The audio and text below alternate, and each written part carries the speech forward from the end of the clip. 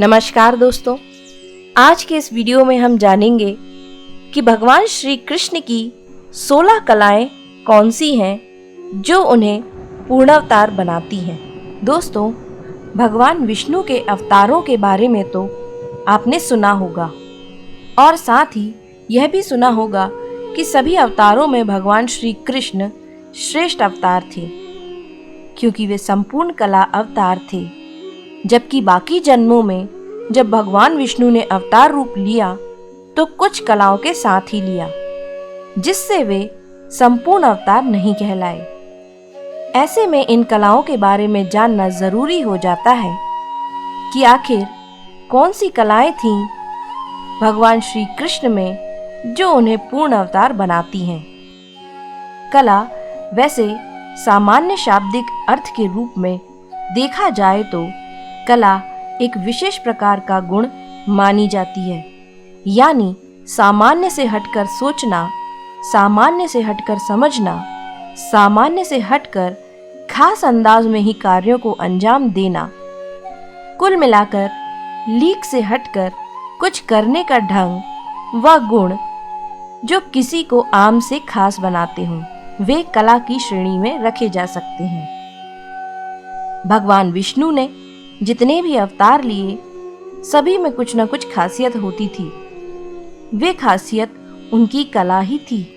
भगवान श्री कृष्ण को जो कि संपूर्ण कला अवतार माना जाता है, तो आइए जानते हैं भगवान श्री कृष्ण की 16 कलाएं कौन सी हैं। सर्वप्रथम पहली कला है श्री संपदा। श्री संपदा, इसका तात्पर्य है जिसके पास भी श्री कला या संपदा होगी वह धनी होगा। धनी होने का अर्थ सिर्फ पैसा व पूंजी जोड़ने से नहीं है, बल्कि मन, वचन व कर्म से धनी होना चाहिए। ऐसा व्यक्ति जिसके पास यदि कोई आस लेकर आता है तो वह उसे निराश नहीं लौटने देता। श्री संपदा युक्त व्यक्ति के पास माँ लक्ष्मी का स्थायी निवास होता है। कह सकते हैं कि इस कला से संपन्न व्यक्ति समृद्धशाली जीवन यापन करता है। दूसरी कला है भू संपदा। इसका अभिप्राय है कि इस कला से युक्त व्यक्ति बड़े भूभाग का स्वामी होता है या किसी बड़े भूभाग पर आधिपत्य अर्थात राज करने की क्षमता रखता है। इस गुण वाले व्यक्ति को भूकला के संपन्न माना जा सकता है। तीसरी कला है कीर्ति संपदा। कीर्ति यानी ख्याति, प्रसिद्धि, अर्थात जो देश दुनिया में प्रसिद्ध हो, लोगों के बीच काफी लोकप्रिय हो व जन कल्याण कार्यों में पहल करने में हमेशा आगे रहता हो, ऐसा व्यक्ति कीर्ति कला या संपदा युक्त माना जाता है। चौथी कला है वाणी सम्मोहन। कुछ लोगों की आवाज में एक अलग तरह का सम्मोहन होता है। लोग ना चाहकर भी उनके बोलने के अंदाज की तारीफ करते हैं। ऐसे लोग वाणी कला युक्त होते हैं। इन पर मां सरस्वती की विशेष कृपा होती है। इन्हें सुनकर क्रोधी भी एकदम शांत हो जाता है। इन्हें सुनकर मन में भक्ति व प्रेम की भावना जाग जाती है। पांचवी कला है लीला। इस कला से युक्त व्यक्ति चमत्कारी होता है। उसके दर्शनों में एक अलग आनंद मिलता है। श्री हरि की कृपा से कुछ खास शक्ति इन्हें मिलती है जो कभी कभी अनहोनी को होनी और होनी को अनहोनी करने के साक्षात दर्शन करवाती है। ऐसे व्यक्ति जीवन को भगवान का दिया प्रसाद समझकर ही उसे ग्रहण करते हैं। छठवीं कला है कांति। कांति वह कला है जिससे चेहरे पर एक अलग नूर पैदा होता है, जिससे देखने मात्र से आप सुध-बुध खोकर उसके हो जाते हैं, यानी उनके रूप सौंदर्य से आप प्रभावित होते हैं। चाहकर भी आपका मन उनकी आभा से हटने का नाम नहीं लेता और आप उन्हें निहारते जाते हैं। ऐसे व्यक्ति को कांति कला से युक्त माना जाता है। सातवीं कला है विद्या। विद्या भी एक कला है। जिसके पास विद्या होती है उसमें अनेक गुण अपने आप आ जाते हैं। विद्या से संपन्न व्यक्ति वेदों का ज्ञाता, संगीत व कला का मर्मज्ञ, युद्ध कला में पारंगत, राजनीति व कूटनीति में माहिर होता है। इसी क्रम में 8वीं कला है विमला।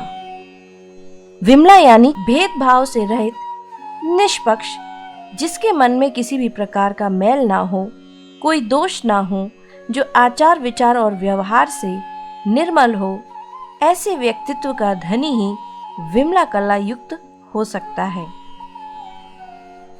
9वीं कला है उत्कर्षिणी शक्ति।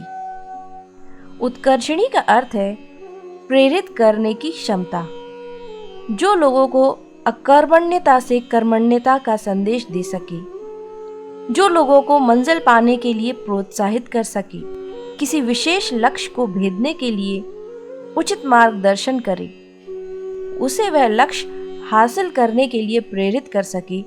जिस प्रकार भगवान श्री कृष्ण ने युद्ध भूमि में हथियार डाल चुके अर्जुन को गीता उपदेश से प्रेरित किया, ऐसी क्षमता रखने वाला व्यक्ति उत्कर्षणी शक्ति या कला से संपन्न व्यक्ति माना जाता है। 10वीं कला है नीर शीर विवेक। ऐसा ज्ञान रखने वाला व्यक्ति जो अपने ज्ञान से न्यायोचित फैसला लेता हो, इस कला से संपन्न माना जा सकता है। ऐसा व्यक्ति विवेकशील तो होता ही है, साथ ही वह अपने विवेक से लोगों को सही मार्ग सुझाने की क्षमता रखता है। 11वीं कला है कर्मण्यता। जिस प्रकार उत्कर्षणी कला युक्त व्यक्ति दूसरों को अकर्मण्यता से कर्मण्यता के मार्ग पर चलने का उपदेश देता है, वह लोगों को लक्ष्य प्राप्ति के लिए कर्म करने के लिए प्रेरित करता है, वही इस गुण वाला व्यक्ति सिर्फ उपदेश देने में ही नहीं बल्कि स्वयं भी कर्मठ होता है। इस तरह के व्यक्ति खाली दूसरों को कर्म करने का उपदेश नहीं देते, बल्कि स्वयं भी कर्म के सिद्धांतों पर ही चलते हैं। 12वीं कला है योग शक्ति। योग भी एक कला है। योग का साधारण शब्दों में अर्थ है जोड़ना। यहाँ पर इसका आध्यात्मिक अर्थ आत्मा को परमात्मा से जोड़ने के लिए भी है। ऐसे व्यक्ति बेहद आकर्षक होते हैं और अपनी इस कला से ही वे दूसरों के मन पर राज करते हैं। 13वीं कला है विनय। इसका अभिप्राय है विनयशीलता, यानी जिसे अहम का भाव छूता भी ना हो, जिसके पास चाहे कितना ही ज्ञान हो, चाहे वह कितना भी धनवान हो, बलवान हो, मगर अहंकार उसके पास ना फटके। शालीनता से व्यवहार करने वाला व्यक्ति इस कला में पारंगत हो सकता है। 14वीं कला है सत्य धारणा।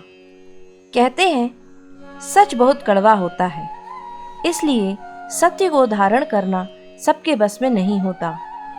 विरले ही होते हैं जो सत्य का मार्ग अपनाते हैं और किसी भी प्रकार की कठिन से कठिन परिस्थिति में भी सत्य का दामन नहीं छोड़ते।